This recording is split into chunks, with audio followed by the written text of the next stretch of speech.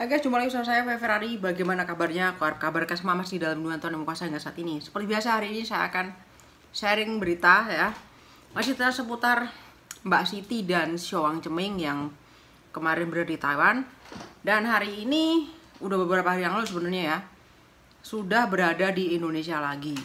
Dan menurut pemberitaannya ada sedikit wawancara dengan Koko Fesasoh ya, mengenai cerita sewaktu Mbak Siti di Taiwan itu seperti apa ya.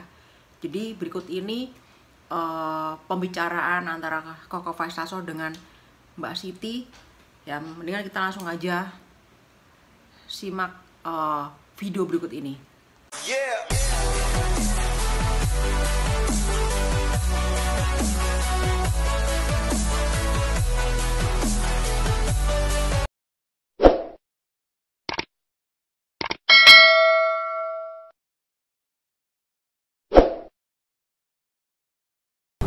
Sana, mohon maaf ya, tapi yang saya dengar nih kita belum ada obrolan sebelumnya ya. Yang saya dengar itu kamu di sana bak seperti hanya orang yang mengantar manusia gitu. Setelah itu ya udah. Dan yang saya dengar lagi nih, kamu nggak difasilitasin kayak hotel atau motel tempat istirahat gitu. Nah, kamu tinggal di mana? Di kayak rumah sakit punya pemerintah gitu. Setelah itu? Setelah itu ke Shelter milik KDI. Iya. Ya ampun, padahal Siti ini ya merawat, menjaga warga negara Taiwan dengan baik. Permintaan Xiao Hong pulang juga diajukan proposal minta Siti untuk mengantarkan. Sudah dijaga, diantar lagi sampai di sana. Bukannya jujur gue sakit hati nih Siti. Sakit hati kenapa? Kalau coba warga negara Eropa atau warga negara yang lain nih, yang lebih maju mungkin ya, terjadi hal begini, mungkin itu yang ngantar dikasih tempat itu seperti hotel berbintang, minimal bintang 3 udah itu. Makan aja sampai lambung saya. Nah, makanan apa yang diberi? Kemarin saya sempat ngeliat kamu sih, ya, ngeliat kamu katanya kena daging B2. Itu kamu semua ada ngomong nggak sih ke susternya kalau nggak makan itu? Kan dari awal pertama datang itu kemauan saya itu saya ungkapin ke mereka. Pihak suster? Dari perjemaah dulu kan dari KDI dan KDI menyampaikan ke mereka. Ke pihak yayasan itu ya? Aja kayak di apa ya? Kayak biar supaya saya nggak betah untuk menemani anak itu. Ya nggak sih kok? Saya sih nggak berani setuju, tapi kalau dari perbuatan udah tahu, lu pakai hijab terus kan? Iya, nggak pernah lepas. Di Taiwan juga ada agama Islam dan mereka, ya saya kurang ngerti ya, apakah susternya yang edukasinya kurang terkait agama atau gimana? Kenapa bisa sampai udah memberikan makanan B2, terus dikasih lagi? Kasih lagi. Padahal udah ngomong kan? Iya. Saya nggak makan B2 nih, tapi diantar B2 lagi. Itu yang saya lihat di belakang kamu. Iya, terus yang ketiga kalinya seperti itu lagi katanya, ini kan dagingnya udah ada sayur, kamu sayur aja, dagingnya udah diambil. Tapi kan logikanya itu airnya. Ampun. Terus makannya gimana? Udah nggak makan tuh? Mama. Saya kan telepon dulu Pak Kadir. Iya, Pak Kadir. Nah, itu posisi Bapak lagi ada di jauh di Taichung, nggak bisa. Ya, ada Pak Kadir memang, Pak Kadir adalah salah satu staf dari BP2MI yang memang aktif membantu para TKI dan melanjutkan tugas dari Pak Norman. Iya. Jadi ya kita pahamin lah ya, dia sibuk. Dia sibuk, nggak bisa. Terus saya minta untuk dikirim makanan, udah nggak apa-apa Pak, Bapak nggak bisa. Nggak apa-apa Mama siap, kapan aja Mama, biarpun malam atau itu dia siap ngantar, soalnya majikannya siap ngantar juga, kapanpun itu waktunya. Iya. Akhirnya akhirnya ya lama juga itu, nggak langsung nyari keputusan. Terus yang saya lihat kamu sempat cekcok tuh pas Mama datang, itu apa yang terjadi itu? Yang nggak bisa ketemu sama Mama. Posisinya katanya itu kamu di karantina ya benar? Iya. Di karantina, iya. Karantina memang nggak boleh ketemu ya. Cuma nggak ada COVID Kak. Oh, tapi Taiwan gitu. Taiwan ya ribet. Nggak diizinin bertemu ya pada saat itu ya. Itu berapa hari? 3 hari. 3 hari. Lepas 3 hari kamunya dijemput KDI. Pas datang juga dijemput KDI saya dengar. Iya. Pakai ambulan ya? Pakai mobil rumah sakit itu. Kayaknya mobil rumah sakit itu yayasan gitu. Yayasan ya, ambulan dari yayasannya. Terus pas keluar dari karantina, itu dari pihak apa? Instansi pemerintahan ada nggak ya sih? Nggak ada. Nggak ada. Itu ketua dari yayasan doang itu yang ada. Ketua yayasan? Yang saya tempatin itu. Yang mengantar saya setelah ngantar udah goodbye. Oh, yang dari mereka juga karantina mungkin, tapi selepas karantina juga nggak bertemu gitu? Enggak karantina mereka. Mereka nggak karantina? Enggak. What? Hah? Mereka nggak karantina tapi kamu dikarantinain? Iya. Sama si Xiao? Iya. Mungkin peraturan yayasan mungkin? Ada nggak tahu. Nggak tahu saya. Mungkin ini peraturan yayasannya ya, mengharuskan karantina, tapi yo. Kayak gimana sih? Taiwan, gue jadi marah udah sumpah. Nah, terus keluar dijemput lagi KDI. Tidak ada juga pihak dari pemerintah Taiwan yang keluar ketemu gitu. Gak ada. Nggak ada. Gak ada. Masuk ke shelter? Gak ada. Abis itu masuk ke shelter kan? Iya. Masuk shelter. Di shelternya gimana? Kamu bebas nggak sih? Boleh keluar ya? Gak boleh. Awalnya nggak boleh. Awalnya nggak boleh. Nah, yang saya tahu kamu itu awalnya nggak boleh, tapi akhirnya kan diizinin. Iya. Nah itu karena kan di sana kan ada prosesnya ya. Jadi yang namanya yang ngurusin kamu tuh bawahan, jadi dia mesti minta izin dulu kepada atasan. Nah jadi sebenarnya bukan tidak boleh, tapi dia menunggu izin. Nah dari atasan terakhir mengiyakan. Ya berkat Mas Uya juga ya, thank you loh buat Mas Uya. Mas Uya telepon minta penjelasan nih kenapa nggak boleh keluar, akhirnya diizinin. Kamu tuh juga, tapi ada juga ya, kenapa tidak ada? Sebelum pergi kan ada dijanjikan dibantu untuk mediasi, ada nggak sih sebenarnya? Nggak ada. Nggak ada juga, nggak dijanjikan sama sekali. Nggak ada. Keputusan itu kakaknya mau ataupun tidaknya itu nggak ada. Jadi benar-benar pure kamu disuruh ngantar, habis itu Udah. terus kamu. Iya. Ya ampun. Saya pernah nginbox mereka, nggak dibalas. Langsung nggak dibalas? Nggak. Ada bukti chatnya? Ada. Kita tampilin bukti chatnya ya. Ada. Tuh. Bukannya saya mau gimana ya, tapi ini semua pendapat dan lu orang netizen orang nilai sendiri lah. Intinya gini lah, kok saya tuh kesana ya oke lah, nggak ini kok saya nggak ada kebebasan sama sekali di sana. Si Siti pengen ngomong nih, tapi lu ragu-ragu. Biar Iya. saya ngomongin ya.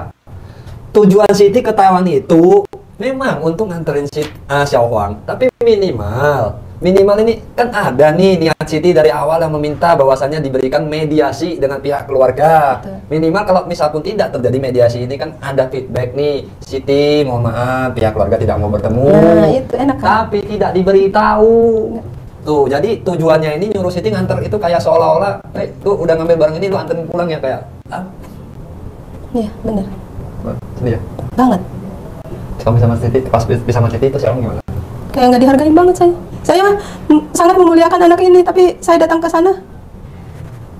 Seolah-olah kayak diperlakukan seperti. Iya.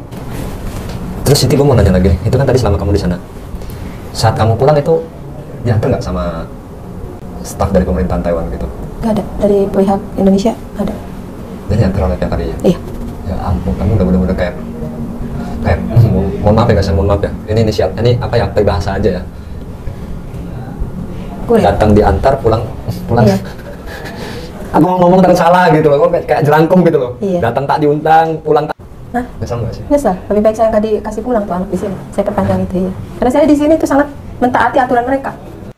Tapi malah dibegituin. Iya. Terus itu saya dengar kan sebenarnya kamu 14 hari ya? Iya. Terus kamu percepat itu tiket? Percepat. Itu kan pasti kena biaya kan? Kena denda ya. Biaya. Siapa biaya? Sendiri. Sendiri? Sendiri. Itu tiket dibeliin oleh siapa? Katanya sih kakaknya. Ya kakaknya, melalui perwakilan mereka Iya, kan? iya. Nah otomatis dong mereka tahu kamu pulang saat itu? Iya. Nah, kenapa nggak enak ya? Iya. Kan aneh. Terus ada nggak ucapan terima kasih aja dari mereka tuh? Dari pihak perwakilan sana nggak ada. Iya, nggak ada sama sekali ya? Nggak ada. Kayak, oh bener-bener. Nggak ada sama sekali. Gua sebagai warga Indonesia, gua nih ya, gua ngerasa kayak minimal lah untuk perwakilan Taiwan juga nih. Kita warga Indonesia, Siti nih terutama, udah memperlakukan warga kamu dengan baik. Kenapa pada saat kalian meminta Siti untuk mengantar, tidak ada ngomong kasarnya terima kasih aja lu nggak ada gitu loh. Dan schedule plan dari si Siti ke sana tuh seolah-olah nggak diatur. Oke, ngantar, habis ngantar plak gue lepasin nih ke KDI ini. Terserah KDI mau letakkan di mana, mau ngapain gitu. Iya kayak seperti Sakit tapi sakit hati banget. Banget. banget ya. Tapi kamu nyesal nggak telah mengadopsi Siti dan berlangsung menjadi Kalau masalah mengurus anak ini sedikit pun nggak ada kata menyesal. keras ya? Ikhlas. Aku orang pertama kali yang ngeliat Xiao Huang bersama kamu anjing, gue kayak 2 hari malam mau ditinggalin kan, 2 hari itu malam itu selalu bangun malam. Tidur pun nggak tenang. kamu punya kesempatan untuk melaporkan tindakan penelantaran anak terhadap pihak ibu atau kakaknya Xiao Huang. Kenapa kamu tidak melakukan itu? Saya memikirkan mereka ke depannya nanti di sana. Dampaknya itu. Jadi kamu ngerasa, Bukan saya nggak berani, saya berani, saya banyak bukti. Cuman kan saya kasihan juga. berarti kan hubungan kamu dengan kakaknya juga Dulu Pak cukup baik banget. Berarti kamu ngerasa kakaknya itu sama seperti Xiao Huang. Iya. Mereka butuh kasih sayang. Iya. Tapi sebagai anak dari broken home, dia tidak mendapatkan itu. Iya. Ini yang menyebabkan kamu tidak maju nih. Bukan saya takut ya, bukan saya takut. Kamu benar-benar terlalu baik. Sampai kapan mau jadi orang baik? Kayak gue jadi orang pengeling dikit. Iya, orang baik selalu digituin ya kok. Iya, cuma bisa nyesel telan sendiri tuh. Tapi kamu udah nggak mau nerusin, tetap kekeh nggak mau nerusin, padahal masih bisa kesempatan lu. Lihat nanti ke depannya. Sekarang kan dari saya sampai Taiwan sampai saya pulang masih kontak sama kakaknya tapi belum dibahas. Lalu saya nggak putus asa, saya telepon, saya inbox kakaknya. Satu lagi, kamu bisa menuntut terkait gaji kamu sebenarnya. Iya, kalau sebenarnya. dari ucapan tulisan dari bapaknya itu menjanjikan kamu diberikan uang gaji setiap bulannya itu, Iya. sebenarnya bisa. BP2MI gue yakin pasti bisa membantu untuk hal ini. Iya, bisa pasti. Kamu nggak mau menuntut itu? Lihat nanti. Nanti. Tapi nggak tega saya lihat kamu. Nggak tega ya? Nggak tega. Terus yang anehnya lagi nih ya, oke lah tadi kan lu bilang lu bisa menuntut tapi lu nggak mau ya. Dan kalau posisi mereka yang dari awalnya benar seperti pemerintahan yang hoax itu ya, Iya. yang bilang ngasih lu berapa juta Iya, ente gitu, iya. sebenarnya bisa ada lu datang langsung dilaporin, tapi malah nggak ada kelihatan ya. Iya, nggak ada. Mukanya aja kagak kelihatan sama Nggak ada. sekali. Ketemunya kagak mau. Berarti kan ini sudah bisa kita pastikan. Netizen juga saya rasa pasti pintar. Apakah benar ada kejadian itu? Dan misalkan benar, kenapa mereka nggak menggugat gitu atau melaporkan tindakan lu udah gua kasih kan duitnya, nah, terus tiba-tiba balikin ke kita gini-gini, Iya, bisa pasti aja langsung. tindakan penipuan. Sudah penutup nih Siti, saya coba pengen ngomong. Kamu sekarang ini sudah di ujung pojoknya viral. Semua yang di atas meja ini hanya menginginkan insight, views, dan exposure dari sosial media masing-masing. Iya. Termasuk saya. Walaupun Kamu apakah akan menyesal nanti setelah kamu ini bantuin banyak orang dan akhirnya kamu akan kembali menjadi ibu rumah tangga biasa dan harus menjalani usaha kamu kecil-kecilan itu sendirian? iya. Misal nggak nanti? Kata. Misal sih enggak cuma nih. Tetap masih sakit hati? Sakit hati. Dari trauma dari Iya, kemarin. mengatakan titik itu ya? Nah dari sini Keke nggak bisa bantu banyak, tapi kalau kamu ada masalah tinggal telepon Keke. Nah ini juga bagaimana kalau misalnya Keke kasih kamu sebuah usaha kecil-kecilan nih, kamu coba jalanin Abang Express, saya kasih kamu free. Kamu buka di Kerawang usaha kecil-kecilan, ya. Kasih banyak. Udah nanti suatu waktu kalau misalnya kamu pengen ketahuan lagi, kamu pengen, tapi nggak tahu kamu datang boleh nggak menjenguk Titi? Ini yang menjadi pertanyaan banyak pihak. Nah, iya. Gitu. Kalau nanti si Siti mau kembali ke Taiwan mau menjenguk Titi, maka Siti memerlukan izin dari kakaknya atau orang memasukkan dia ke dalam yayasan itu antara ibunya atau kakaknya. Ini kan tidak jelas ya, kamu juga nggak tahu Jelas, siapa yang jelas, masukin itu kan. iya. Sedangkan yang saya tahu tuh KTP Titi aja waktu itu diminta yayasan belum dikasih kan, alasannya hilang kan. Hilang. Seorang keluarga yang baik, mana mungkin sih menghilangkan KTP itu? Itu loh. Meskipun dia di Indonesia ini orang belum meninggal gitu. KTP pasti disimpan, tapi ini sudah sampai tidak ada jejak. Berarti kan dari awal mereka itu sudah Merancang semua ini. merancang untuk dah siapa di situ udah nggak mau tahu sama sekali udah. Ini sih nggak tahu saya setuju apa enggak ya. Iya. Saya juga seperti itu bayangannya kok. Pengen teriak gua. As. Udah, saya udah lama bertobat nggak berbicara kotor lagi. Ya udah kita gua bawa jalan-jalan ke bawah, kita lihat perusahaan ini ya. Oke guys, tadi kita sudah lihat bersama-sama ya perbincangan Koko Faisasoh dengan Mbak Siti seperti apa ya sepulang dari Taiwan ya.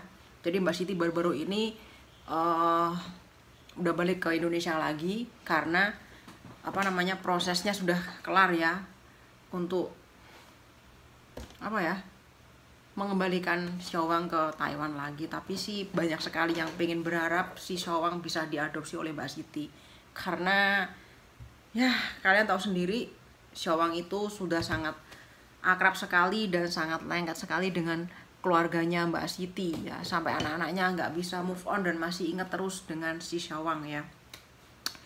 Nah jadi menurut perbincangan tadi dengan Koko Faisasoh dan Mbak Siti itu ya, jadi selama Mbak Siti di Taiwan itu ya, jadi tidak apa ya seperti di ya kalau saya bilang secara kasarnya aja ya, tidak secara apa sih, tidak setimpal dengan yang dilakukan Mbak Siti merawat si Showang itu dengan benar-benar tulus dan penuh kasih sayang ya.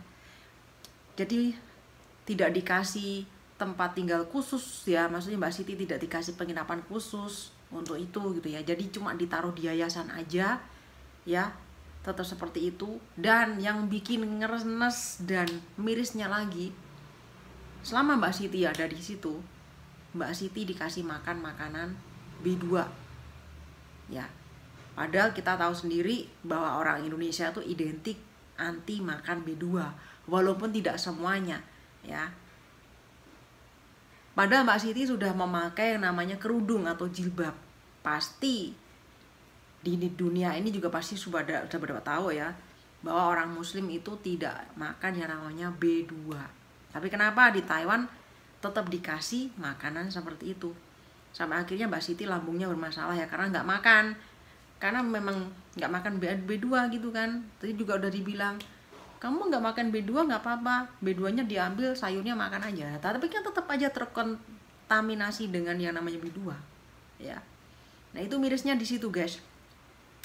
Untungnya Mbak Siti ada keluarga di Taiwan, ibunya kerja di sini, jadi ibunya bisa mengirim makanan untuk Mbak Siti dimakan untuk sehari-hari. Itu pun juga melalui proses yang sangat ketat dan tidak boleh sembarangan. Orang tuanya mengunjungi itu pun juga tidak ketemu, dititipkan oleh petugasnya, nggak bisa langsung ketemu dengan Mbak Siti, itu ibunya gitu ya. Miris sekali ya. Dan Mbak Siti juga udah mencoba untuk menghubungi kakaknya si Syawang ini, tetap aja tidak ada respon, tetap aja tidak ada tanggapan gimana kapan bisa datang jenguk Syawang ini dan bicara baik-baik dengan Mbak Siti melalui mediasi dan sebagainya, tidak ada sama sekali. Padahal niat Mbak Siti ke sana itu hanya ingin bertemu dengan keluarganya si Syawang, kakaknya, ngomong sepatah dua kata, ada yang perlu disampaikan, tapi nyatanya dari pihak yayasan tidak bisa membantu mempertemukan antara Mbak Siti dengan kakaknya si Syawang ini ya. Jadi kalian bisa simpulkan sendiri, begitu kecewanya Mbak Siti dan begitu sangat sakit hatinya Mbak Siti di situ. Ibarat orang minjem barang, balikin barang, udah tinggal pulang. Padahal Mbak Siti merawat si Syawang itu bener-bener tulus ya, dari tahun 2019 ya, itu sampai seperti anaknya sendiri, dianggap seperti keluarganya sendiri. Tapi tanggapan orang yayasan, tanggapan di Taiwan, selama di Taiwan, sepertinya Mbak Siti tidak pernah berbuat apa-apa dengan anak ini. Bener-bener sangat resahkan sekali. Tadi sempat juga Koko Sasu sampai bener-bener udah muntap marah ya karena perlakuan dari pihak Taiwannya yang tidak bisa menghargai perjuangan dan menghargai ketulusan Mbak Siti merawat si Syawang ini ya. Saya pribadi juga sebenarnya juga ikut prihatin juga ya sebenarnya gitu ya. Kok bisa nggak ada sama sekali ucapan rasa terima kasih gitu loh kepada Mbak Siti yang sudah benar-benar merawat Syawang ini dengan sebaik-baiknya gitu. Satu kata atau dua patah kata dari ucapan orang Taiwan ini nggak ada sama sekali yang mengucapkan terima kasih. Bahkan sampai pulang pun itu yang jemput orang Indonesia ya. Jadi pihak Indonesia yang ada di sana ya,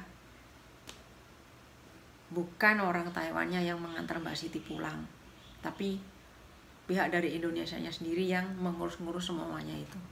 Koko dari awal juga udah bilang, seandainya Mbak Siti itu bukan orang Indonesia, seandainya orang yang merawat Mbak Siti itu mungkin orang Eropa ya, atau mungkin orang Amerika dan sebagainya, pasti akan diberikan fasilitas yang lebih dan lebih. Ya, kenapa? Karena mereka tahu orang Indonesia di sini banyak yang menjadi pekerja ya. Mereka tahu seperti itu. Jadi ya ibaratnya mereka membeda-bedakan kasta.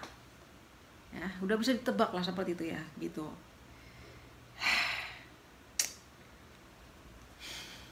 Masih berharap si Syawang bisa diadopsi Mbak Siti.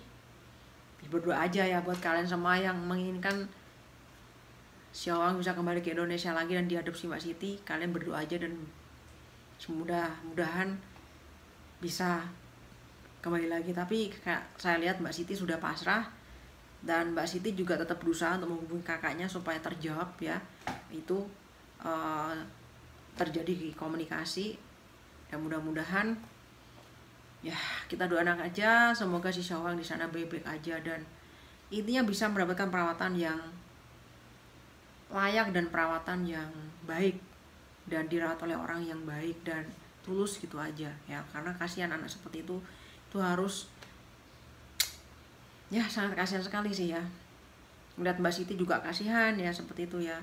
Mbak Siti sempat ngomong, saya nggak pengen sebenarnya ini viral dan sebenarnya ini terjadi kayak gini, lebih baik anak itu tak sembunyiin aja, nggak usah diketahuin media dan nggak usah sampai tahu siapa-siapa, udah aman daripada kayak gini. Ini bikin dia sangat kecewa dan sakit hati sekali gitu ya.